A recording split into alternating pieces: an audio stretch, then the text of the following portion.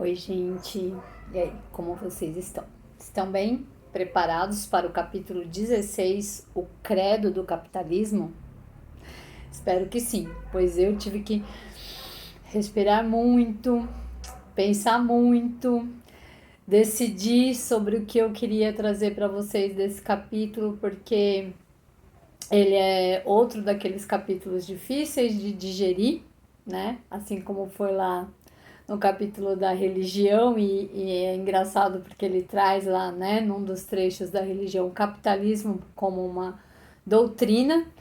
Então ele não é fácil, não foi fácil de eu elencar quais trechos que eu ia trazer para vocês, o que seria importante. Eu vou dividir também em duas partes. No primeiro momento eu pensei, não, vou fazer um vídeo só. O capitalismo, todo mundo vive essa realidade, sabe o que é o capitalismo, a lei do dinheiro. Mas aí depois relendo, porque eu leio o capítulo, depois eu releio o capítulo, depois eu começo a grifar o que eu vou trazer para vocês. Aí eu falei, não, vou dividir em duas partes sim, porque assim eles vão digerindo melhor essa questão do percurso histórico. Porque o que a gente está fazendo aqui nessa leitura? Entendendo o percurso histórico dos sapiens, do Homo sapiens. E se a gente faz um recorte ou um resumo muito sem pensar, né, muito curto da história, eu posso estar deixando de trazer para vocês alguma informação que possa fazer diferença na compreensão do todo, né? Então eu preferi, de novo, dividir em duas partes. Vou ler um trecho aqui, vou explicar um trecho para vocês e depois a gente continua na semana que vem com o credo do capitalismo. Bom, essa introdução foi um pouco longa, mas se você está chegando aqui agora e ainda não me conhece, eu sou Rosângela Carvalho e o objetivo deste canal é compartilhar conhecimento por meio da leitura. E a nossa leitura atual, como eu já disse, é o Sapiens, uma breve história da humanidade. E o capítulo de hoje é o Credo do Capitalismo, parte 1. E aí eu venho com essa camiseta aqui, né? Ó, não é sobre ter, é sobre ser. Então, por mais que seja difícil para mim falar sobre o capitalismo, a gente vive, né? Sobre esse regime, sobre esse regime. Então a gente precisa, desculpa, gente, a gente precisa, o dinheiro ele é necessário, né? Para que a gente possa pagar as nossas contas, se sustentar, comprar alimentos. Então o dinheiro ele é necessário, né? Ele é fundamental, é essencial para a nossa vida. Mas o que a gente precisa? Mudar a perspectiva que a gente tem sobre o dinheiro. Nós somos escravos do dinheiro, a gente vive em função do dinheiro. Então, acho que é necessário a gente entender que é o dinheiro que nos serve. Então, a gente precisa, sim, do dinheiro para adquirir as coisas da vida, né? Nossa subsistência, mas a gente não precisa ter tanto dinheiro, né? Ser escravo do dinheiro, querer cada vez mais dinheiro para acumular, né? Por acúmulo puro. Não, a gente precisa de ter dinheiro suficiente para viver bem, para poder ter tempo de fazer essas reflexões, né? De pensar sobre a vida e de entender o que realmente importa pra gente. Então, por isso que não é sobre ter, é sobre ser. Isso na minha perspectiva e filosofia de vida, né? É lógico que em nenhum momento vocês sabem desde o início do canal, em nenhum momento eu quero impor qualquer opinião aqui para vocês, eu quero só despertar consciências e que vocês tenham o próprio pensamento crítico de vocês, então eu trago as informações. Aí, as reflexões e o que vocês vão achar disso fica por conta de vocês. Eu vou ler o primeiro trecho já, falando um pouquinho, né, o credo do capitalismo. Não é fácil entender o verdadeiro papel da economia na história moderna. Volumes inteiros foram escritos sobre como o dinheiro fundou estados e os arruinou, abriu novos horizontes e escravizou milhões, impulsionou a indústria e levou centenas de espécies à extinção. Mas, para entender a história econômica moderna, é preciso entender uma só palavra. E essa palavra é crescimento. Para melhor ou para pior, na saúde e na doença, a economia moderna cresce como um adolescente inundado por hormônios. Devora tudo o que encontra pela frente, mas cresce mais depressa do que podemos registrar. Então, aqui ele já faz uma metáfora, né, muito clara, né? Os adolescentes, quando eles estão lá em pleno dos seus desenvolvimentos, eles gostam, né? Eles comem que nem uma draga. Eu já tive um adolescente aqui em casa, eu sei como é isso. E é tudo muito em ebulição, né? Os hormônios estão em ebulição. E assim é a nossa economia, o crescimento. Então, se a gente quiser entender aí um pouco do que é esse capital, é isso, é querer crescer, crescer, crescer, crescer. Essa é a nossa economia moderna. Mas a gente vai crescer até quando? Né? Qual é o limite desse crescimento? E quando que isso começou, né? E aí ele vai contar aqui como ele gosta de exemplificar, ele vai trazer uma historinha, um exemplo simples, porque a gente sabe que a economia é notoriamente um tema complicado e como a gente já viu em capítulos anteriores, a gente não foi despertado para a matemática, embora ela seja fundamental na nossa vida. Geneticamente aqui no nosso inconsciente coletivo não há conhecimentos matemáticos profundos, a gente renega a matemática. Então, a economia é um assunto que a gente não discute, que a gente não entende, que a gente não quer ver, mas ele é de fundamental importância porque a gente vive sobre a base econômica da vida, né? Então, eu vou trazer o exemplo que ele conta aqui. Esse exemplo eu vou resumir, não vou ler, porque vai ter um outro trecho que eu quero ler para vocês, que é um pouco longo, então eu tive que fazer essa escolha. Então, ele fala que tem um financista, dono de um banco, o senhor Ganância, que recebe um depósito de um empreiteiro que acabou de construir um prédio de $1 milhão.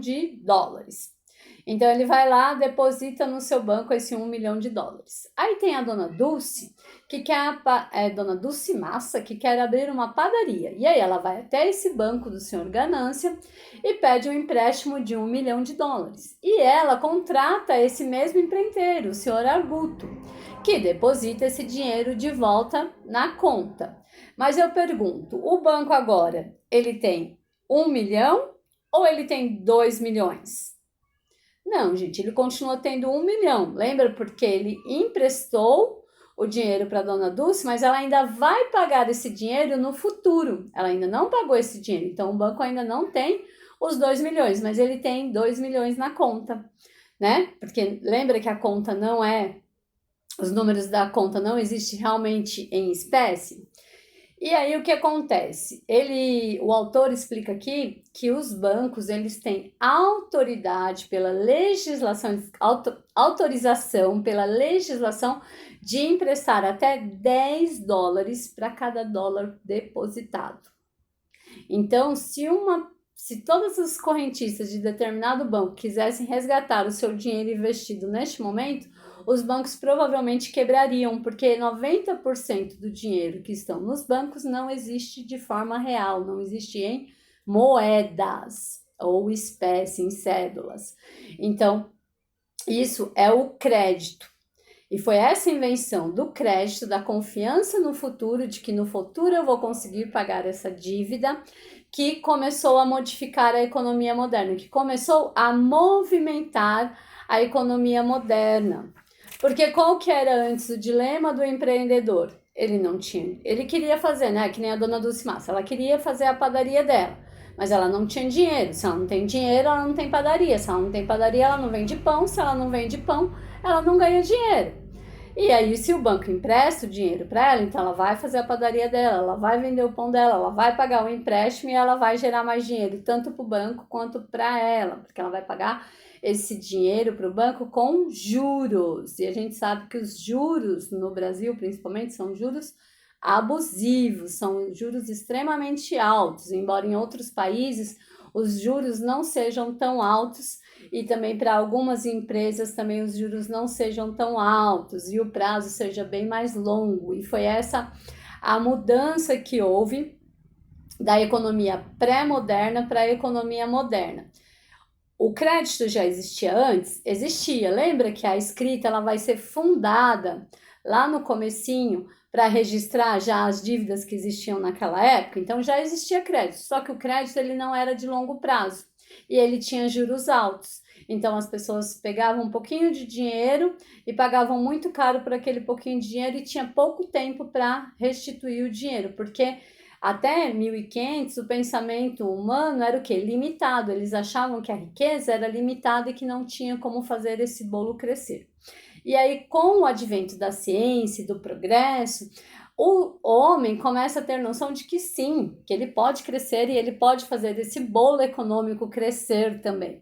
Então ele muda essa perspectiva. E eu vou ler mais um trechinho aqui para vocês falando sobre isso.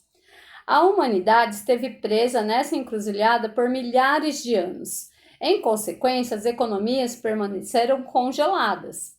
A maneira de sair da armadilha só foi descoberta na era moderna, com o surgimento de um novo sistema baseado na confiança no futuro. Nele, as pessoas concordaram em representar bens imaginários, bens que não existem no presente, com um tipo especial de dinheiro chamado crédito. O crédito nos permite construir o presente à custa do futuro. Baseia-se no pressuposto de que nossos recursos futuros serão muito mais abundantes do que nossos recursos presentes. Se pudermos construir coisas no presente usando receitas futuras, abre-se diante de nós uma série de novas oportunidades maravilhosas. Será? Aí fica a minha pergunta para vocês, será que abre mesmo essa série de oportunidades maravilhosas? Então, o pensamento pré-moderno, vocês vão encontrar isso até na religião, na Bíblia, né? Dizendo que o dinheiro é pecaminoso, né? Que quem acumula muito dinheiro não vai para o céu, e aí os ricos eles tinham que doar para a caridade. Então já vem esse pensamento de que o dinheiro é a raiz de todo o mal, de uma forma mais antiga, e aí a gente vem, né, no decorrer da história querendo contrapor isso, que o dinheiro não é a raiz do mal, que o dinheiro traz felicidade. Não traz felicidade, mas ele manda buscar. E aí essa discussão sobre o dinheiro, ela praticamente não tem fim. Mas assim, o que a gente pode dizer? Hoje, o mundo de hoje não vive sem o dinheiro. A gente precisa. Mas como que a gente vai fazer o uso desse dinheiro, que é o mais importante? E aí ele vai trazer essa análise de como nasce o capitalismo. Então eu vou ler aqui um trecho, que é um trecho um pouco longo, mas que ele vai explicando um pouco disso, de como nasce esse capitalismo e qual que é essa ideia, né, do capital. Nos últimos 500 anos, a ideia de progresso convenceu as pessoas a confiarem cada vez mais no futuro. Essa confiança gerou crédito. E o crédito trouxe crescimento econômico real.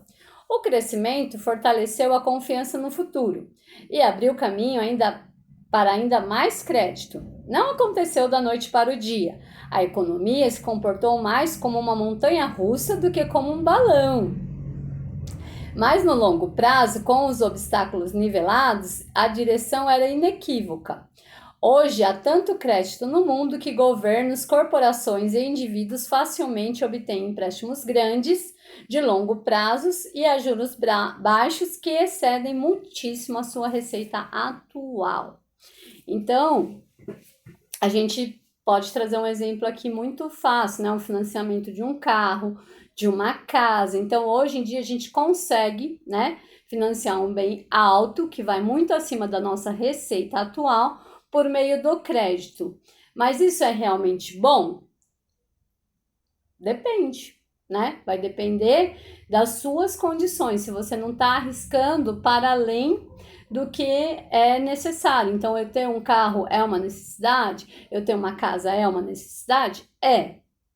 Mas aí eu compro essa casa, financio, comprometo quase toda a minha renda. E aí, como que eu mantenho essa casa? Como que eu pago as contas dessa casa? Como que eu compro alimentos se toda a minha renda praticamente está comprometida com a parcela do financiamento dessa casa? Ou o carro mesmo, né? Como que eu coloco gasolina? Como que eu faço a manutenção do carro? Pago seguro se parte do meu salário praticamente está comprometida com esse carro. Então, isso eu estou falando, né, no nosso momento real. Lógico que lá, antigamente, eles foram... E ainda hoje, lógico, tem a parte boa desse financiamento, que é essa questão de você conseguir no presente um bem que você só conseguiria no futuro, que você demoraria para juntar esse dinheiro, ou talvez nunca nem teria esse dinheiro para conseguir determinado negócio ou comércio. Mas até que ponto isso é bom ou não, entendeu? É isso que a gente tem que refletir, né? Até que ponto o crédito, ele veio mesmo para nos ajudar ou ele veio para nos prejudicar? E aí ele mostra aqui, né, economia econômica mundial em poucas palavras. E aí tem 2 gráficos, eu vou colocar aqui, não sei se vocês conseguem ver, que é aquilo que eu já falei antes, né? A economia pré-moderna é pouca confiança no futuro, pouco crédito, pouco crescimento lento. A economia moderna, ela vai ter o quê? Muita confiança no futuro, muito crédito e crescimento rápido. Só que a gente corre o risco de ser preso por essa crença. Por isso que ele fala o credo no capitalismo. Então a gente acredita nisso, mas será que isso é realmente bom? Então eu vou continuar lendo, que esse é o trecho que eu falei que é um pouco mais longo, mas é que vai trazer para a gente a noção do que é essa questão do capital. A crença no crescimento do bolo global acabou por se tornar revolucionária. Em 1776, o economista escocês Adam Smith publicou A Riqueza das Nações, provavelmente o manifesto econômico mais importante de todos os tempos.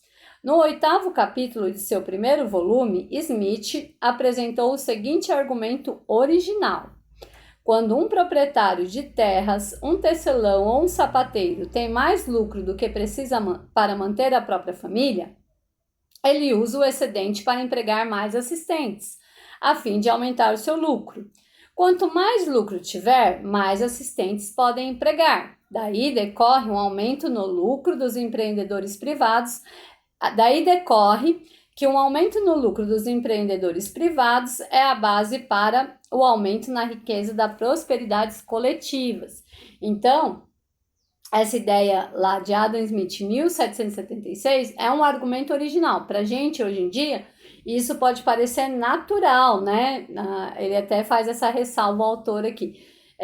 Porque a gente vive sobre essa lógica de mercado. A gente sabe que os empreendedores, eles falam isso, né? Que se eles, quanto mais lucros eles tiverem, mais eles reinvestem o seu capital na sua empresa, mais eles contratam, mais eles produzem, mais eles giram, né? A economia e geram mais dinheiro. Então, continuo. O autor continua e eu continuo lendo para vocês. Ouvimos variações sobre este tema todos os dias nos noticiários, mas a afirmação de Smith de que o desejo humano egoísta de aumentar o lucro privado é a base para a riqueza coletiva é uma das ideias mais revolucionárias na história humana.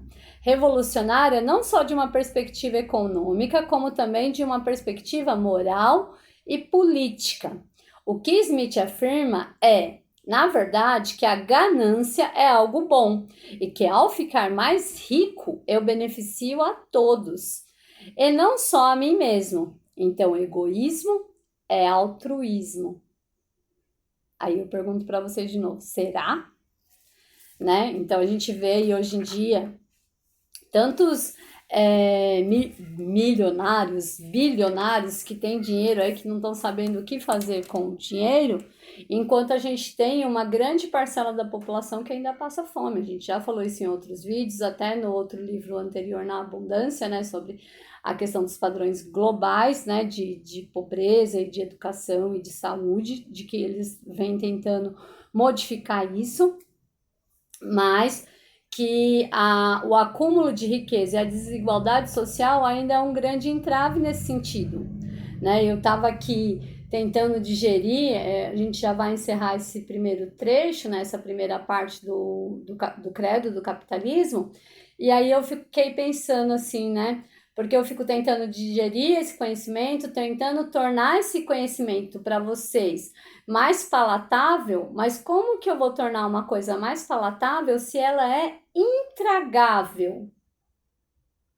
Né? Como que eu vou entender que 1% da população mundial detém 80% da riqueza do mundo? Né? Então isso não dá para a gente digerir, não é possível de digerir isso. Mas a partir do momento que a gente compreende, né, a lógica de mercado, essa questão do capitalismo, a gente pode começar a trabalhar na mudança dessa perspectiva, né? A gente pode se organizar de forma a lutar contra isso. Hoje em dia a gente tem formas aí de fazer compras coletivas, de conseguir desconto. Isso é uma forma, né, de você estar lutando contra um certo preço, valor, porque quando você compra mais, você tem um desconto, porque é isso que os varejistas fazem, né? Eles compram grandes quantidades e aí eles vendem no atacado com valor maior, né? Então, quando a gente se reúne em grupos coletivos para fazer uma compra, a gente está conseguindo pular essa etapa. A gente pode comprar direto de um fornecedor. Então, a lógica de mercado a gente precisa compreender para a gente entender e agir sobre ela. Não só entender, não basta eu ter ciência do conhecimento, eu preciso ter consciência do conhecimento, que é diferente de ciência. Ciência é saber. Tem um monte de coisa que a gente sabe. A gente sabe que a gente precisa fazer atividade física, a gente sabe que a gente precisa se alimentar bem, a gente sabe que precisa dormir 8 horas por dia. A gente sabe de tudo isso. Mas a gente faz? A gente tem condição de fazer isso, né? Então, quando eu tenho consciência, eu vou trabalhar com essa sabedoria para eu fazer uma mudança na minha vida, uma mudança dos meus hábitos, uma mudança da forma como eu estou agindo sobre o mundo. Entende? Então, eu vou ler aqui agora o último trecho para vocês dessa primeira parte, para deixar vocês aí. Então, agora eu já nem vou falar digerindo, porque isso não é para ser digerido. Isso é para ser compreendido, para a gente adquirir consciência e ver aonde que a gente pode começar a mudar essa realidade que aí está. Hoje, o capitalismo ele engloba uma ética, um conjunto de ensinamentos sobre como as pessoas devem se comportar, educar os seus filhos e até mesmo pensar. Sua doutrina fundamental é que o crescimento econômico é o bem supremo, ou pelo menos uma via para o bem supremo, porque a justiça, a liberdade e até mesmo a felicidade dependem do crescimento econômico.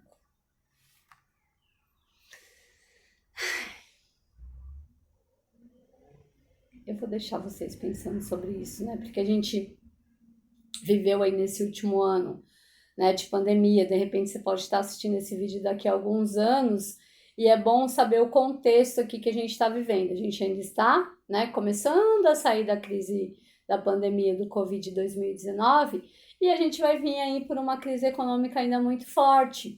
E a gente sabe que teve lugares que abriram antes da hora, teve pessoas que se sacrificaram em nome da economia.